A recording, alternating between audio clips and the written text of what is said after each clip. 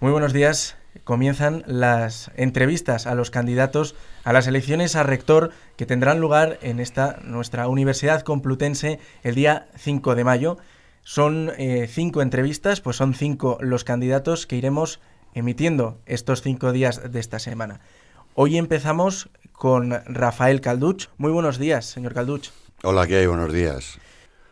Bueno, lo que tiene Rafael Calduch es, primero, que tiene una experiencia no ciertamente en equipos rectorales ni en equipos de canales, pero sí en gestión académica a lo largo de estos 40 años, porque he sido director de departamento, director del Instituto Complutense, como se ha dicho, coordino el programa de doctorado actualmente de periodismo, coordino un máster con la Escuela Superior de las Fuerzas Armadas, he sido el coordinador del grado de Relación en definitiva, que salvo los altos cargos, he ocupado todos los cargos de gestión a lo largo de 40 años. Por tanto, tengo experiencia. ¿Qué es lo que más se puede añadir? Bueno, yo creo que tengo un pasado que no tiene hipotecas de cara al futuro. Dicho de otra manera, hay otros candidatos que han ejercido cargos de mucha más responsabilidad, pero cuyas consecuencias, desde mi modesta opinión, pues no son las que mejor han posicionado a nuestra universidad. Yo no tengo esas hipotecas, tengo la desventaja de que no soy tan conocido como ellos, ni para bien ni para mal. Y por último, ¿qué más tengo? Tengo la firme convicción de que la inmensa mayor parte de la comunidad universitaria complutense quiere un cambio. Pero no quiere cualquier cambio, quiere un cambio de verdad, un cambio institucional, un cambio de competencias, un cambio de funcionamiento, que pasa por un cambio del equipo rectoral. Sí, voy a concretar algunas, puesto que el programa da de sí lo que da de sí, y algunas que me parecen importantes. A ver, hace poco se ha hecho un pseudo referéndum sobre el famoso decreto 3+2. En esta universidad, aproximadamente de los 31.000 votos que hubo en todas las universidades públicas madrileñas, 18.000 y pico votos fueron de la Complutense, la inmensa mayor parte, y se manifestaron claramente en contra del 3+2. Yo lo que creo es, primero, que definir si la Complutense tiene que ir al modelo de 4+1 o 3+2 es una decisión lo suficientemente importante para el futuro de esta universidad, tanto del profesorado como del PAS, como de los propios estudiantes, para que quien sea rector no adopte esa decisión de manera unilateral, y mucho menos en contra de cuál sea la voluntad mayoritaria de esta universidad. Por tanto, mi apuesta es claramente, porque si salgo de rector, lo primero que haré será que se decida por la comunidad universitaria cuál de los dos modelos tiene que hacer. Y además eso hay que hacerlo mediante un sistema rápido, porque la decisión hay que tomarla en muy poco tiempo. Y yo en ese sentido propongo que haya durante el primer mes de mandato una convocatoria de todas las juntas de facultad, que son los órganos colegiados donde están representados toda la comunidad universitaria, para que decidan cuál de los dos modelos es el que tiene que adoptar la Universidad Complutense. Eso para mí es un modelo, y concluyo, de ejemplo de gobierno participativo. A ver, tiene que haber una caja única general, pero no es incompatible con que haya cajas particulares. ¿Qué es lo que podría ir a las cajas particulares? Pues lo que se consiga como financiación complementaria a las dos grandes partidas que sustentan esta universidad, que son, por un lado, las aportaciones de la comunidad autónoma y, por otro lado, las matrículas de estudiantes. ¿Cuál debería ser la finalidad de esas cajas complementarias?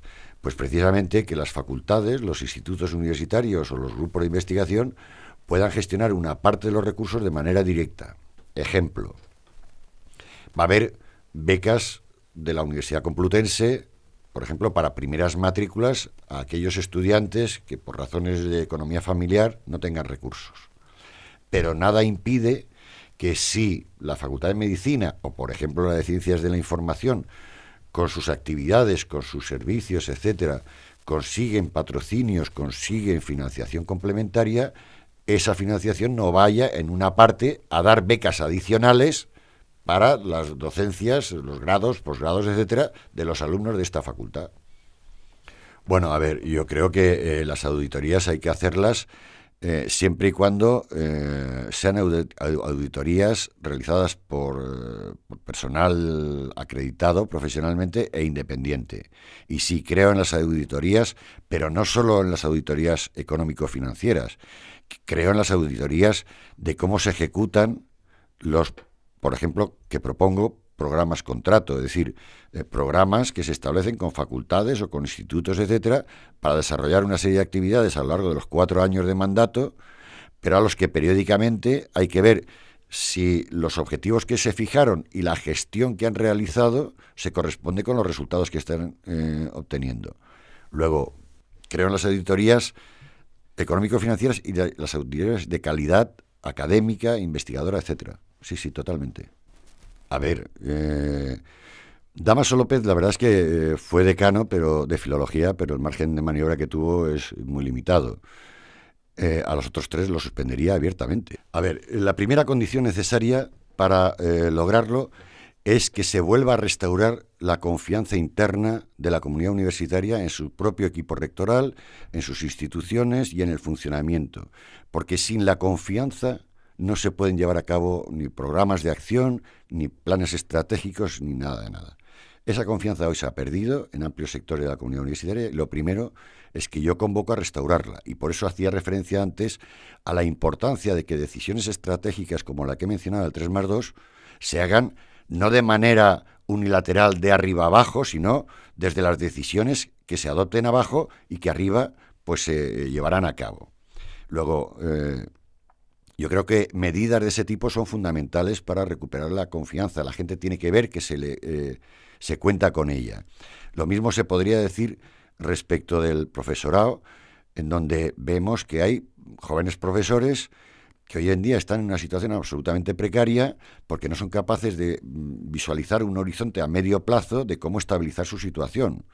Por ejemplo, los profesores ayudantes doctores, a los que se les ha acabado los 5 años de contrato y que de repente se les pone en una figura de dudosa legalidad como es la de profesor contratado interino. A ver, todo el mundo sabe que los profesores interinos son contratos para sustituir a profesores funcionarios que por alguna razón, por baja o por vacante, lo que sean, pues no están ocupados.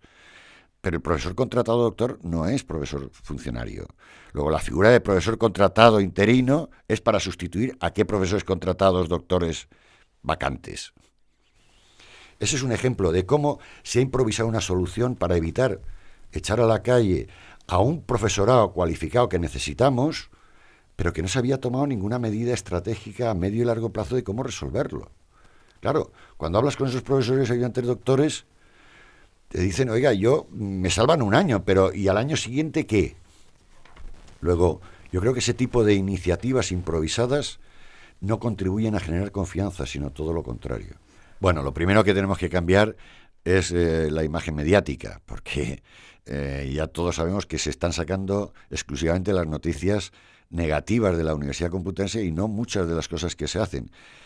Yo incluyo ahí claramente, y puesto que estamos en la Facultad de Ciencias de la Información, incluyo que hay que hacer una reforma y un plan estratégico de comunicación nacional e internacional, porque esa distinción de nacional e internacional hoy en día con las redes es puramente semántica.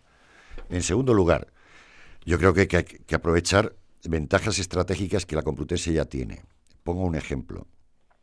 Nosotros tenemos un programa con universidades norteamericanas que se llama el Programa de Universidades Reunidas, que tiene más de 50 años de experiencia, en el cual alumnos norteamericanos vienen a España a estudiar en la Universidad Complutense y se le convalidan los estudios que realizan aquí. Es algo parecido al Erasmus, solo que empezó mucho antes. La pregunta es, ¿por qué no vamos a aplicar en el mismo convenio el que los estudiantes españoles puedan ir a esas universidades norteamericanas? En el grado, en el posgrado, etcétera. ¿Por qué no vamos a utilizar el Real Colegio Complutense de Harvard para colocar la investigación universitaria de la Complutense en el mercado norteamericano? No tiene que ser solo un lugar de residencia para investigadores, puede ser un lugar de proyección en Estados Unidos de lo que hacen los investigadores de la Complutense. Esas son medidas que a medio plazo pueden cambiar notablemente la percepción internacional y, por cierto, de paso también nuestra posición en los rankings internacionales. Lo que podría añadir es, a lo mejor en esa reunión con los rectores, que me parece una magnífica idea, los rectores de las universidades públicas madrileñas le llevan al convencimiento a la señora Cristina Cifuentes de que resulta que las universidades públicas madrileñas no son tan insostenibles como ella cree. A lo mejor se invertía la percepción por su parte. Segundo, yo he defendido claramente que hay una financiación complementaria que tenemos que conseguir fuera de las dos fuentes principales que he mencionado, que son las tasas de alumnos, de matriculación y la aportación a la comunidad autónoma. Y creo que el capital humano y la capacidad docente e investigadora de la Complutense, que todavía tiene acreditadas, permitiría que eso se consiguiese, repito, con lo que ya tenemos. Pondré un ejemplo. Es relativamente sencillo conseguir que grandes empresas españolas financien el programa de la Universidad para Mayores, que moviliza anualmente más de 2.000 alumnos y que obviamente cualquier gran empresa española lo podría poner en su ranking de reputación social corporativa y además desgravaría Hacienda, porque no estamos hablando de millones. Pongo un ejemplo. Otro ejemplo. Es relativamente sencillo lograr que una parte de los costes del patrimonio, del inmenso patrimonio monumental, histórico, artístico y cultural que tiene la Complutense y que en algunos casos es casi exclusivo, pueda ser financiado por fundaciones internacionales a través de actividades concretas. Por ejemplo, este año era el 5º centenario de la Biblia Políglota Complutense. Yo estoy convencido que con una gestión mínimamente hábil habría sido muy fácil conseguir el patrocinio de 2 o 3 grandes fundaciones internacionales para hacer una exposición por todo el mundo del ejemplar que tenemos, de los pocos que hay en el mundo, de la Biblia originaria, acompañado con otros muchos ejemplares que tenemos de libros, pinturas, etcétera, no solamente a coste cero, probablemente con beneficio y además con visibilidad internacional. ¿Qué ocurre? Que eso requiere tener una mentalidad abierta a la idea de que el capital privado no contamina intrínsecamente la universidad pública, siempre y cuando tengamos claro que nuestros objetivos y nuestro servicio como universidad pública nunca renunciaremos a él.